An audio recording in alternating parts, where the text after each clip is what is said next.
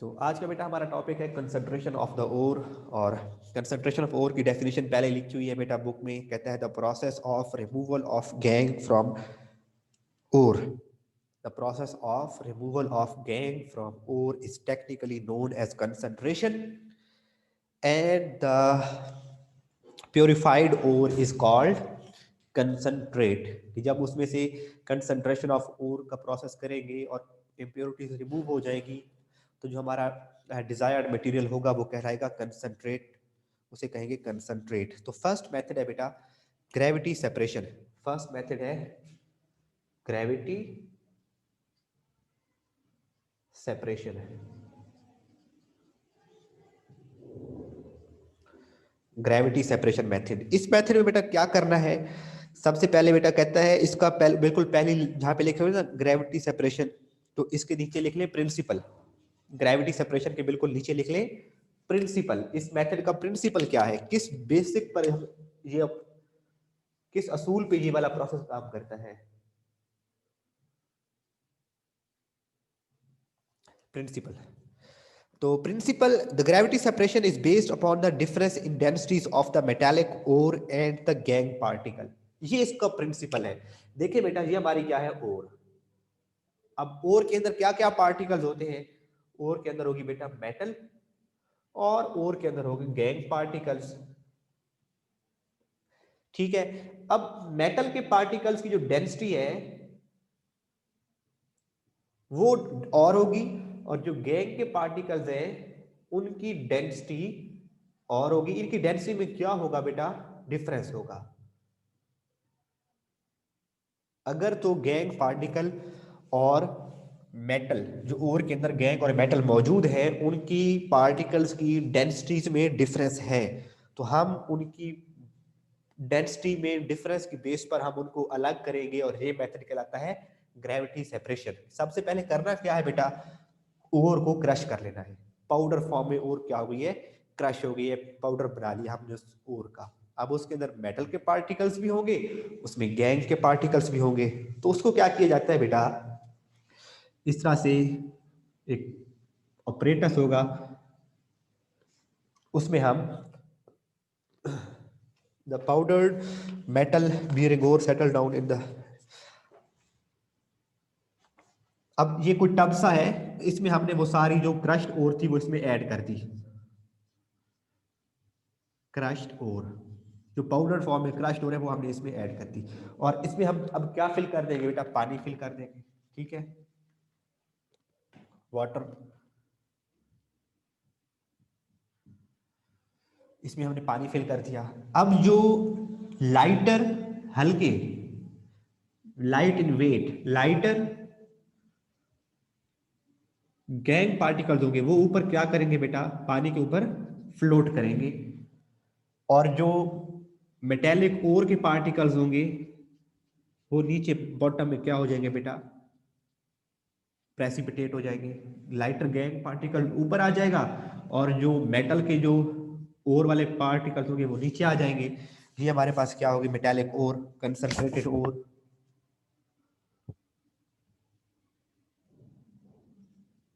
ये 100% प्योर नहीं होगी, लेकिन बहुत हद तक तो इम्प्योरिटीज यहां से रिमूव हो गई है ना बेटा। जो लाइट गैंग पार्टिकल्स थे जिनकी डेंसिटी कम थी, और इसको हम एजिटेट करते हैं। एजिटेट का मतलब क्या है बेटा, कि हम इसमें यहां से एक पाइप के थ्रू पानी आएगा, वो यहां पे रिलीज होगा। और ये जो वाटर है, मैं इसको जरा डायग्राम को क्लियर करके बनाता हूं। इधर से हम पानी को रिमूव करते हैं जो रिप्रेजेंट किया हुआ था लाइनों के थ्रू। अब यहां पर आपको पता है सारा क्या मौजूद है बेटा, पानी मौजूद है। ठीक है बेटा, अब ये इस पाइप के थ्रू पानी यहां पर आएगा और इधर पानी रिलीज होगा। और आपको पता है जब पानी है वो इधर रिलीज होगा तो वो सारे इस पानी को क्या करेगा, शेक करेगा। शेक करने का मतलब है, यहां पे लफ्ज लिखा होगा एजिटेशन। एजिटेशन, एजिटेशन का मतलब होता है पानी को मिक्स करना, उसको शेक करना। तो जब यहां से पानी इंटर होगा वो इधर आएगा। अब मुसलसल इसमें पानी भरी जा रहे हैं, वो सारी जो क्रश्ड ओर थी वो मुसलसल शेक हो रही है, वो पानी के अंदर मिक्सअप हो रही है। तो जो लाइटर गैंग पार्टिकल से वो ऊपर आ जाएंगे, और जो कंसंट्रेटेड ओर के जिनकी डेंसिटी ज्यादा होगी वो बॉटम में प्रेसिपिटेट कर जाएंगे और इस तरह से पानी अंदर हम इसमें ऐड किए जा रहे हैं, मुसलसल पानी इसमें ऐड किए जा रहे हैं, तो जो लाइटर गैंग पार्टिकल्स है वो ऊपर से यहाँ से फ्लो होना शुरू हो जाएंगे, वो बहना लग जाएंगे और वो फ्लोट करके उनको अलग कर लिया जाएगा। तो ये है बेटा ग्रेविटी सेपरेशन मेथड। हाँ, ये घर में भी अक्सर कोई चीज वॉश कर रहे हैं ना, कोई गंदम वगैरह को वॉश कर रहे हैं या कोई दाने वगैरह, दाल वॉश, पानी दाल है उसको आप पानी में वॉश कर रहे हैं, तो क्या होता है उसके जो लाइटर पार्टिकल्स हैं वो ऊपर से अलग हो जाते हैं और दाल जो है, जो गंदम के दाने हैं वो नीचे बैठ जाते हैं। तो ये वही सिंपल सा प्रोसेस है ग्रेविटी सेपरेशन मेथड। इसका प्रिंसिपल क्या है कि मेटल और गैंग के जो पार्टिकल्स होते हैं उनकी डेंसिटीज में डिफरेंस होता है, तो इस डिफरेंस इन डेंसिटीज की बेस पर हम उनको एक दूसरे से सेपरेट कर सकते हैं। जो लाइटर गैंग पार्टिकल्स वो फ्लोट करते हैं और जो कंसंट्रेटेड ओर है वो नीचे बॉटम में प्रेसिपिटेट करती है और इस तरह से उनको हम अलग कर सकते हैं। अब इसको रीड करते हैं बेटा, ये प्रोसेस समझ आ गई, इसका जो बेसिक कॉन्सेप्ट है वो समझ आ गया बच्चों? अब मुझे बताओ, फिर इसको रीड कर लेते हैं।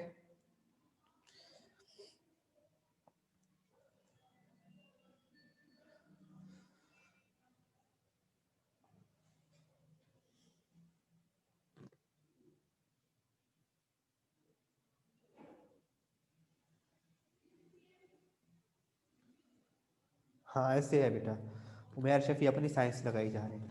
अच्छा बच्चे चलो, इसको अब आपने फर्स्ट हेडिंग दी थी प्रिंसिपल, बिल्कुल ग्रेविटी सेपरेशन के नीचे प्रिंसिपल, और प्रिंसिपल क्या था कि gravity separation is based on the differences in densities of the metallic ore at the gangue particles. और नीचे हेडिंग दे प्रोसेस, नीचे हेडिंग दे बेटा process. In this process the powdered heavy metal, जिसको हमने क्रश फॉर्म में क्रश किया हुआ था, बियरिंग ओर, वो जो पाउडर हैवी मेटल है उसके अंदर ओर के पार्टिकल्स भी होंगे, तो ओर जो है वो settle down on agitation in the stream of water, वो पानी की स्ट्रीम के अंदर जो ओर के पार्टिकल्स हैं they settle down, while the lighter gang particles are carried away by the water, वो पानी के साथ ऊपर से बह के चले जाएंगे। हाँ ये लॉन्ग क्वेश्चन आएगा ना बेटा, कंसंट्रेशन ऑफ द ओर, ये लॉन्ग क्वेश्चन आएगा तो उसमें ये तीनों प्रोसेस आ सकते हैं, लिखने होंगे, gravity separation method, froth flotation process और इलेक्ट्रोमैग्नेटिक सेपरेशन। तो उसमें आप ये लॉन्ग क्वेश्चन में ये डायग्राम्स बनाएंगे। और अगर शॉर्ट क्वेश्चन आता है ना बेटा, ग्रेविटी सेपरेशन शॉर्ट भी आ सकता है, फ्रॉथ फ्लोटेशन प्रोसेस शॉर्ट भी आ सकता है, इलेक्ट्रोमैग्नेटिक सेपरेशन वो शॉर्ट भी आ जाता है, तो उसका प्रिंसिपल और प्रोसेस लिखें, डायग्राम ना भी बनाए तो खैर है, शॉर्ट में डायग्राम ना भी बनाए तो खैर है, लेकिन लॉन्ग क्वेश्चन में डायग्राम बनानी होगी। जो बुक में ये पेज नंबर 157 पे बनी हुई है वो देखें, नीचे कंसंट्रेटेड ओर है, उसके ऊपर पानी है और गैंग और वाटर ऊपर से फ्लोट करके पानी बहता जाएगा, उसके साथ साथ गैंग के पार्टिकल्स भी बहते जाएंगे। ये क्लियर है बेटा? आगे चले नेक्स्ट फ्रोथ फ्लोटेशन प्रोसेस की तरफ। अब ये तीन प्रोसेस का बेटा जिक्र हुआ है, एक ग्रेविटी सेपरेशन, एक फ्रोथ फ्लोटेशन और एक इलेक्ट्रोमैग्नेटिक सेपरेशन। ये डिफरेंट ओर्स पे प्रोसेस लगेगा। कुछ ओर्स ऐसी होंगी जिनके पार्टिकल्स लाइटर हैं ऑलरेडी, जिनके पार्टिकल्स लाइटर हैं, या जिनके पार्टिकल्स, और कुछ और ऐसी होंगी जिनमें मेटल और गैंग के पार्टिकल्स में डिफरेंस बहुत कम होगा।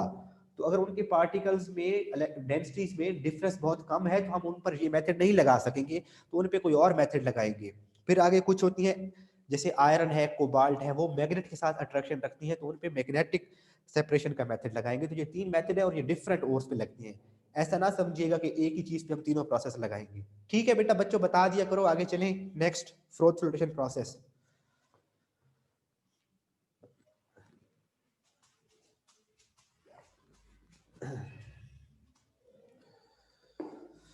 नेक्स्ट है बेटा froth flotation process.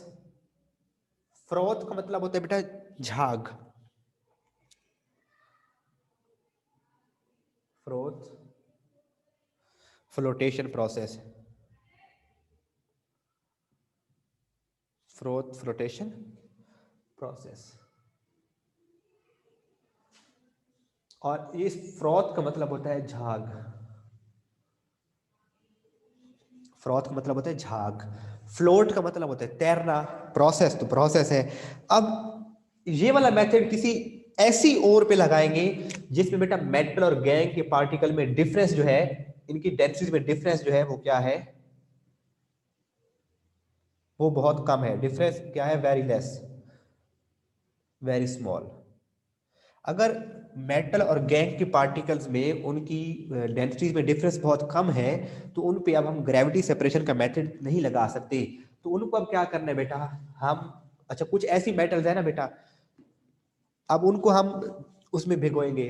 Oil, pine oil है जैसे कि, पाइन ऑयल में से उसको पास करवाएंगे। तो पाइन ऑयल प्लस वाटर, इसके साथ हम इसमें किसको ऐड करेंगे बेटा, वही क्रश्ड ओर को। क्रश्ड ओर, आपको पता है क्रश्ड ओर के अंदर मेटल भी है और गैंग भी है, मैं उसको ऐसे रिप्रेजेंट कर रहा हूं। यानी कि पाइन ऑयल और वाटर के मिक्सचर में से बेटा, पाइन प्लांट है ना, पाइन पौधे होते हैं ना, तो उनका ऑयल है, प्लांट ऑयल है नेचुरल, जैसे पाम ऑयल है, जैसे कि पीनट ऑयल है, जैसा कि सनफ्लावर ऑयल है, वैसे ही पाइन ऑयल एक नेचुरल ऑयल की टाइप है। अब पाइन ऑयल एंड वाटर को यूज किया है बेटा, और उसमें से क्रश्ड और उसमें डाल दी है। तो इसमें क्या होता है बेटा, जो मेटल के पार्टिकल्स हैं, जो मेटल के पार्टिकल्स हैं,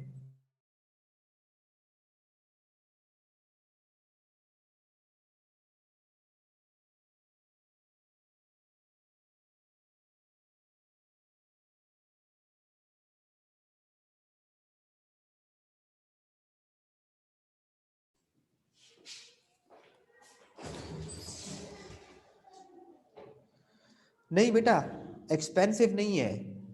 देखिए हमने पहले ही लगाया था, अगर ये मेथड्स हमें एक्सपेंसिव पड़ जाते तो हम मेटल को वहां से एक्सट्रैक्ट ही ना करते, तो फिर हम उसको ओर ही ना कहते, उसको हम फिर मिनरल ही रहने देते। अब ओर कहा है मतलब हम उससे मेटल्स को निकाल सकते हैं और एट द एंड हमें फायदा होगा।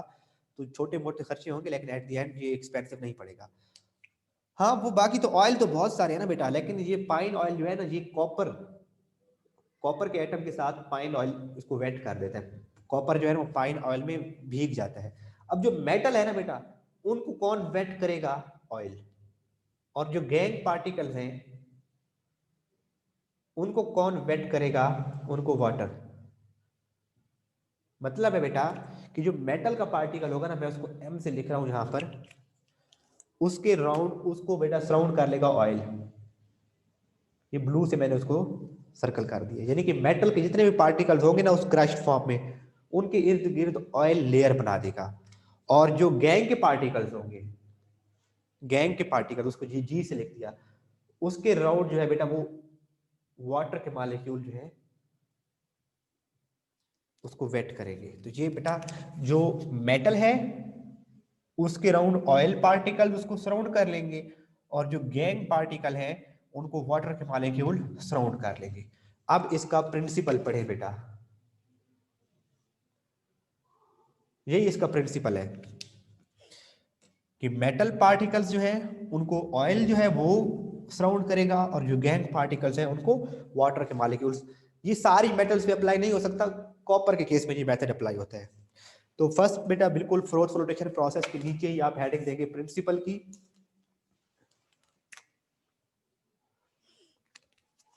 प्रिंसिपल बेटा रीड करते हैं इसका, कहता है कि electromagnetic separation is based on the, sorry electromagnetic में चला गया मैं, froth flotation process.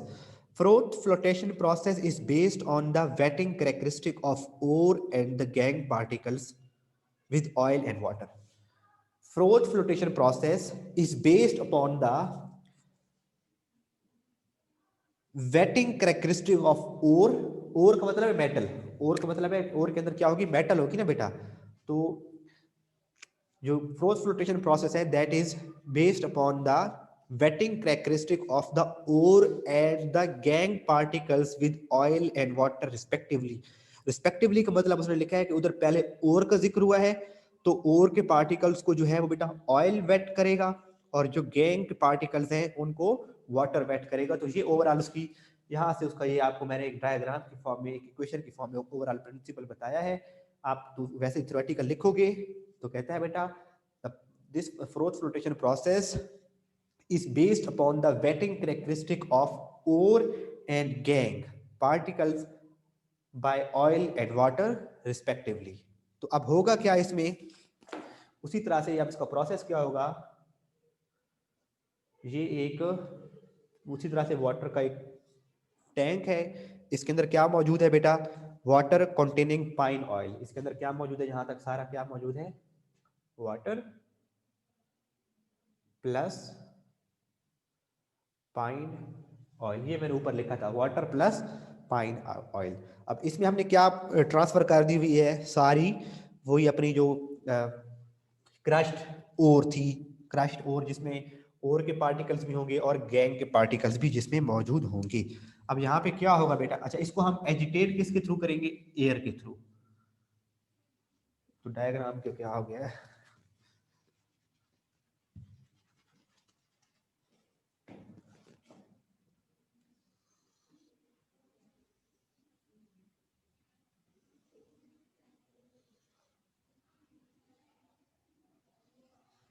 अब इधर बेटा एयर आएगी, एयर को इंटर करेंगे, एयर यहाँ पे रिलीज होगी, यहाँ से एयर रिमूव होगी। तो एयर जब ऊपर की तरफ मूव करेगी तो इस सारे सिस्टम को, इस वाटर एंड पाइन ऑयल के सारे मिक्सचर को अच्छी तरीके से शेक करेगी, बबल्स बनेंगे उसके। गैस जब ऊपर की तरफ मूव करेगी तो उसके बबल्स बनेंगे। अब यहाँ पर अब मुझे ये बताएं बेटा, एक तरफ है मेटल के पार्टिकल्स को कौन सराउंड कर लेगा, जो ओर के पार्टिकल्स हैं उनको कौन सराउंड करेगा, ऑयल। और जो गैंग के पार्टिकल्स हैं उनको कौन सराउंड करेगा, वाटर। अब मुझे ये बताओ यहाँ पे कौन सी चीज को ऊपर की तरफ, हाँ एजिटेट करना जरूरी है बेटा। एजिटेशन का मतलब है शेक करना। देखिए यहां पर जब एयर यहां से इंटर होगी, इस पाइप से हमने एयर को इंटर किया, यहां से एयर अंदर जा रही है प्रेशर के थ्रू, और इधर मूव करेगी, इधर जब एयर यहां पे रिलीज होगी तो ऊपर की तरफ उठेगी। एयर जब ऊपर की तरफ मूव करेगी सारे सिस्टम को अच्छी तरीके से शेक करती हुई बबल्स बनाएगी, तो वो उस शेकिंग के प्रोसेस को कहते हैं एजिटेशन। एजिटेट करेगी सिस्टम को। और एजिटेट करना इसलिए जरूरी है ताकि बेटा अच्छे तरीके से मिक्सअप हो जाए। अब उधर एक बंदा तो हम नहीं बैठाएंगे ना जो इस तरह से वो हांडी में जिस तरह से चम्मच हिला रहे होते हैं, वो उसको अच्छी तरीके से शेक तो नहीं करता रहेगा ना। एक बहुत बड़े लेवल पे, एक इंडस्ट्रियल लेवल पे बहुत बड़े यूनिट में जो प्रोसेस हो रहा है, तो उसको ऐसे शेक नहीं किया जा सकता। तो उसको फिर एयर के साथ शेक करते हैं, फिर एयर मूव कर अंदर जाएगी, बड़े बड़े पाइप्स के थ्रू मूव होगी, तो वो फिर अच्छे तरीके से उसको शेक करेगी। ऊपर जो है लेयर पर आ जाए, ठीक है बच्चे। तो इसमें जो मेटल थी, जो और पार्टिकल्स थे, उनको किसने वेट किया था, ऑयल ने।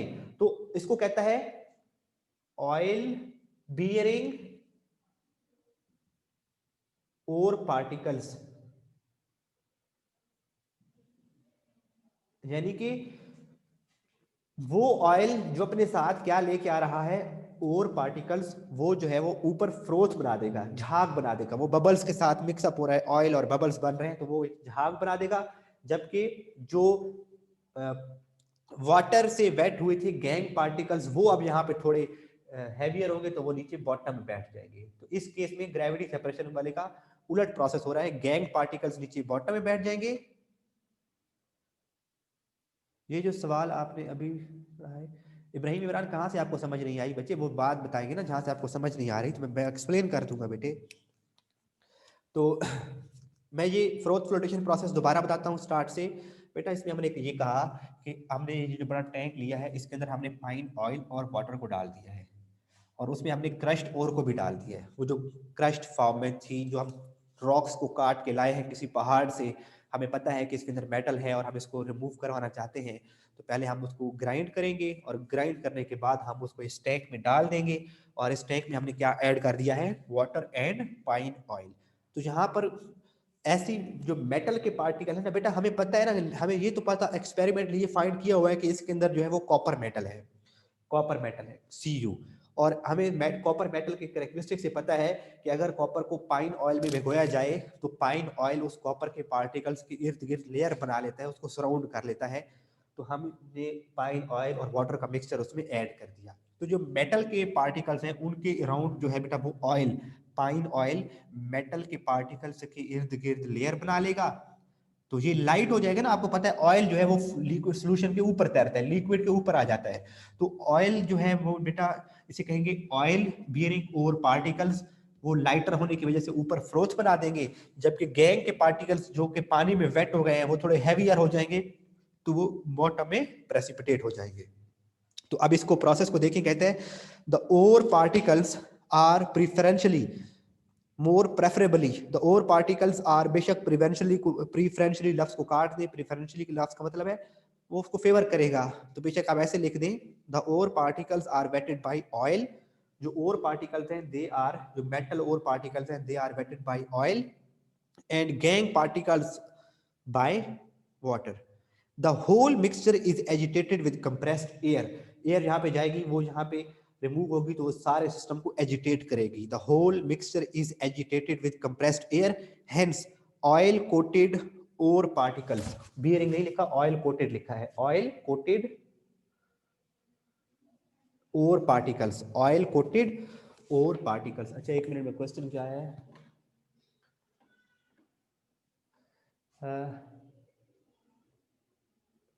अगर गैंग जो है बेटा मेटल से ज्यादा डेंस होगा तो फिर उसको ग्रेविटी सेपरेशन मेथड यूज करेंगे। बच्चे ने कहा है कि सर अगर गैंग के पार्टिकल ज्यादा हैवियर हुए तो फिर उसको इस मेथड से रिमूव ही नहीं करेंगे, उसके लिए फिर ग्रेविटी सेपरेशन का मेथड लगाएंगे। ठीक है ना बच्चे, इसीलिए तो बताया था कि ये तीन मेथड है वो डिफरेंटली यूज होते हैं। अच्छा, तो यहां पर बेटा oil coated ore particles being lighter come to the surface in the form of froth, वो झाग की शक्ल में ऊपर आ जाते हैं, and that can be skimmed. Skimmed का मतलब होता है जिस तरह से बेटा दूध के ऊपर से बलाई नहीं उतारी जाती उसको कहते हैं स्किम, दूध के ऊपर से बलाई उतारने का प्रोसेस कहलाता है स्किम। तो यहाँ पर अब ये जो हमारे और पार्टिकल्स थे वो इधर फ्रोथ की फॉर्म में ऊपर आ जाएंगे, तो इधर इनको ऊपर से स्किम कर लिया जाएगा, निथार लिया जाएगा, इनको ऊपर से अलग कर लिया जाएगा। तो अब ओर के पार्टिकल्स अलग हो गए और गैंग के पार्टिकल्स जो थोड़े हैवियर थे वो बॉटम में प्रेसिपिटेट होंगे। वो सर माजिद साहब ले गए मुझसे। तो गैंग के पार्टिकल्स नीचे बैठ जाएंगे और ओर को ऊपर से अलग कर लिया जाएगा। ठीक है बच्चों, ये भी क्लियर हो गया?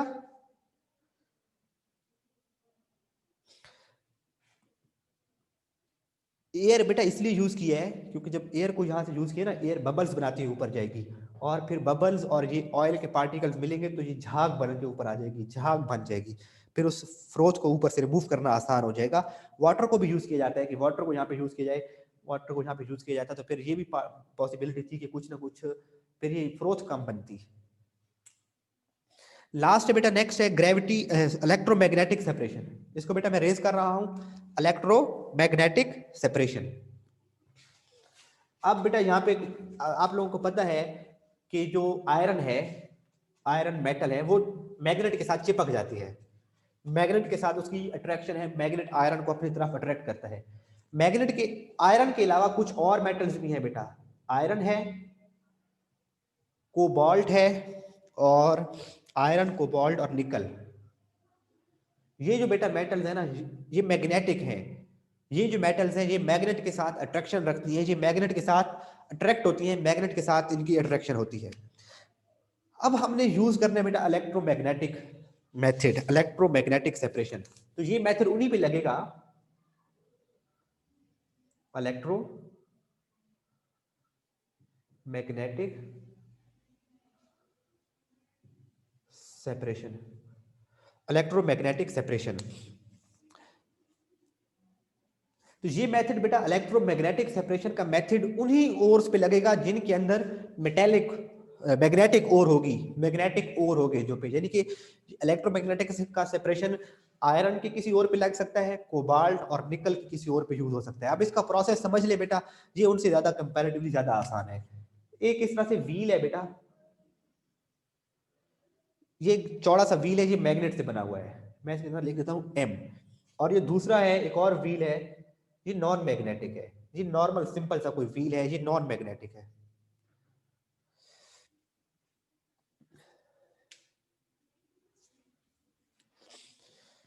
ठीक है बेटा, एक मैग्नेटिक है और ये नॉन मैग्नेटिक है। इनके ऊपर बेटा यहां पे होती है एक बेल्ट, ठीक है,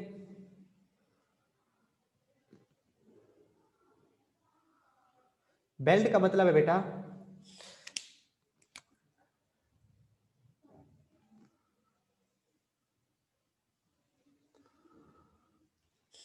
जैसे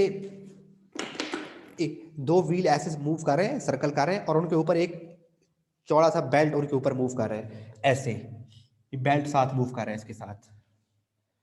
ठीक है बेटा, ये बेल्ट मूव कर रहा है। अब ये वाला मैग्नेट क्या है बेटा, ये वाला जो व्हील है ये मैग्नेटिक है। ये वाला व्हील मैं इसका ब्लू बाउंड्री बना देता हूँ। ये वाला मैग्नेट क्या है, ब्लू जो उसका थिक बाउंड्री बनाई है, ये सारा मैग्नेटिक है। अब हमने क्या किया बेटा, क्रश्ड ओर, क्रश्ड ओर का जहां पे हमने पाउडर यहां पे पुट कर दिया। वो जो भी क्रश्ड पाउडर था हमने उसको लेदर बेल्ट के ऊपर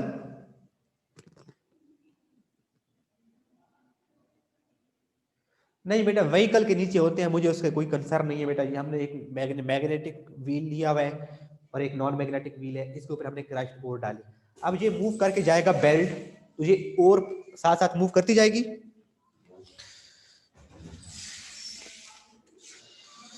ये ओर साथ साथ मूव करती जाएगी बेटा। अब इधर जाएगी तो मुझे एक बात बताइएगा, यहां पर आ गई है, यहां पर तिरछी जगह पर, तो इसके अंदर एक होंगे बेटा गैंग पार्टिकल और एक होंगे इसमें ओर पार्टिकल। और ओर कौन सी हो सकती है, आयरन, कोबाल्ट या निकल, जो मैग्नेट के साथ क्या रखती है, अट्रैक्शन रखती है। जैसे ही तिरछी जगह पर आएंगे बेटा, तो जो गैंग पार्टिकल्स हैं वो यहां पे क्या हो जाएंगे, गिर जाएंगे। लेकिन ओर के पार्टिकल्स, ओके बेटा, जो गैंग के पार्टिकल्स हैं वो तो यहां से गिर जाएंगे, क्योंकि गैंग की इस मैग्नेट के साथ कोई अट्रैक्शन नहीं है। लेकिन उसके अंदर जो और पार्टिकल्स होंगे, यानी कि यहां पर गैंग भी थी और भी था, तो गैंग पार्टिकल्स यहां पे गिर जाएंगे, लेकिन जो और के पार्टिकल्स हैं वो नहीं गिरेंगे, क्योंकि वो मैग्नेट के साथ क्या हो रहे हैं बेटा, अट्रैक्ट हो रहे हैं। अब जब यहां जाएंगे तो अब वो मैग्नेट से क्या हो गए, दूर, क्योंकि मैग्नेट तो यहां से ऊपर चला गया। वो जब यहां दूर जाएंगे, वो यहां पे बेटा नीचे गिर जाएंगे, क्योंकि वो उलट हो चुके हैं। तो यहां पर क्या गिरेगी, और पार्टिकल्स गिरेंगे। ठीक है बेटा, इस प्रोसेस की समझ आ गई आपको कि यहां से हमने क्रस्ट और इस बेल्ट के ऊपर डाली, ये बेल्ट आगे मूव करता जा रहा है। ये बेल्ट जब यहां आया, जैसे ही इंक्लाइन जगह बनी, तिरछी जगह बनी, तो जो गैंग के पार्टिकल्स है वो नीचे गिर गए, और जो ओर के पार्टिकल्स है वो नहीं गिरे, क्योंकि वो मैग्नेटिक ओर है, वो मैग्नेट के साथ अट्रैक्ट हुई हुई है, वो नहीं गिरेगी। आगे व्हील मूव करता रहे, ये जब बेल्ट इधर मूव करेगा, जब अब मैग्नेट के साथ उसकी अट्रैक्शन यहाँ पे कम हुई, तो मेटल ओर के पार्टिकल्स भी यहां जाके गिर जाएंगे। हाँ हाँ, मेटल अट्रैक्ट हुआ है और चिपक क्यों नहीं रहा, क्योंकि उनके दरमियान में बेल्ट है। जैसे ऐसे समझ लो, ये एक बेल्ट है, नीचे व्हील है, ऊपर उसके मौजूद है मैग्नेटिक ओर। अब तिरछा भी हो गया इस तरह से, तो एक तरफ मैग्नेट है, ये मेरा हाथ समझ ले मैग्नेट है, दूसरी तरफ ओर के पार्टिकल्स हैं वो भी मौजूद है, लेकिन वो दूर जाएगा, जब उससे यहाँ पे दूर जाएगा तो मैग्नेट से वो अट्रैक्शन कम होगी, तो ओर के पार्टिकल्स यहाँ पे गिर जाएंगे। तो ये है बेटा मैग्नेटिक ओर को सेपरेट करने का प्रोसेस। प्रोसेस की समझ आ गई बच्चों, बताइए शाबाश। तो अब इसको रीड करते हैं बेटा। पहले इसका प्रिंसिपल, इलेक्ट्रोमैग्नेटिक सेपरेशन, जहां पे हेडिंग लिखी हुई है बिल्कुल नीचे इसका लिखेंगे principle. Electromagnetic separation is based on the separation of magnetic ore from non magnetic impurities. अगर तो इंप्योरिटीज भी मैग्नेटिक हैं तो फिर उनको अलग नहीं कर सकते। मैग्नेटिक ओर को किससे अलग करना है, नॉन मैग्नेटिक गैंग पार्टिकल से, नॉन मैग्नेटिक इंप्योरिटी से, बाय मींस ऑफ इलेक्ट्रोमैग्नेट और मैग्नेटिक सेपरेटर्स। और वो जो मैग्नेटिक ओर्स हैं वो कौन कौन सी हैं, ores of iron, ores of cobalt and ores of निकल, वो मैग्नेट के साथ अट्रैक्शन रखती है। ये वाला प्रोसेस बाकी किसी मेटल पे इस्तेमाल नहीं हो सकता। अब नीचे है इसका बेटा प्रोसेस।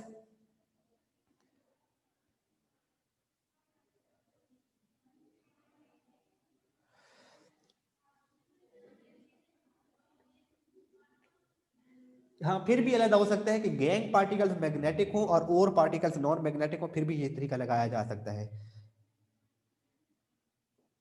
अच्छा, the powdered ore is dropped over a leather belt. Powder ore को यहां पर हमने लेदर की बेल्ट के ऊपर गिराया है, moving over two rollers, one of which is magnetic. एक रोलर क्या है, मैग्नेटिक है। The non magnetic ore falls first and the magnetic ore gets attached and falls farther away. जो नॉन मैग्नेटिक गैंग के पार्टिकल्स होंगे they fall first, और magnetic ore जो magnet के साथ अट्रैक्ट हुई थी दे फॉल फार अवे, वो दूर जाके गिरते हैं, एज शोन इन डायग्राम। और नेक्स्ट पेज पे डायग्राम बनी हुई है, आप लोग देख सकते हैं कि बेटा आप लोग इसके लिए ना यूट्यूब पे वीडियोस भी मैंने देखी थी, वो आप लोगों को मैं सेंड तो नहीं कर सकूंगा, मैं सर से कहूंगा वो भेज दे तो आपको ज्यादा बेहतर समझ आ जाएगी। आप ऐसे लिख लीजिएगा ना बेटा, electromagnetic separation animated videos, animated video, electromagnetic separation animated video. इस तरह से लिखोगे तो आपको 2-3 मिनट की या उससे भी लेस 1-2 मिनट की वीडियोस मिल जाएंगी, जिसमें आपको इसका सेपरेशन का वो दिखाया गया होगा प्रोसेस। तो यहाँ तक बेटा हमारा आज का टॉपिक था। जी बेटा मुझे बता देंगे अगर आज का टॉपिक क्लियर है। अब इंशाल्लाह हमारा रह गया extraction of metal from concentrated ore, फिर हम उसको नेक्स्ट क्लास में जब भी होगी फिर स्टार्ट करेंगे। बेटा ये आप सर अपने इंचार्ज से पूछे। मिनरल की एग्जांपल बेटा मैंने लिखवाई थी quartz and mica. Quartz mineral की एग्जांपल, सारी और मिनरल्स ही होती हैं, सारी ओर्स जो है वो मिनरल्स ही हैं। तो ओर्स की भी आप नाम लिख सकते हो मिनरल्स में, और आप ये भी लिख सकते हो क्वार्ट्स एंड माइका। एक फेल्डस्पार भी है, फेल्डस्पार, ये मिनरल की एग्जांपल्स हैं बेटा। ठीक है, और किसी बच्चे का कोई क्वेश्चन?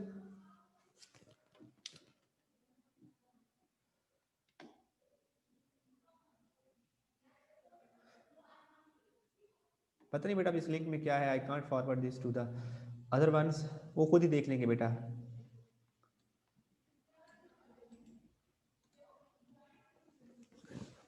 ओके बच्चों आज के लिए इतना ही। अच्छा लास्ट बेटा आप लोगों के लिए मैसेज, जो भी हमारे 21 पार्टिसिपेंट बच्चे हुए हैं क्लास में अभी तक,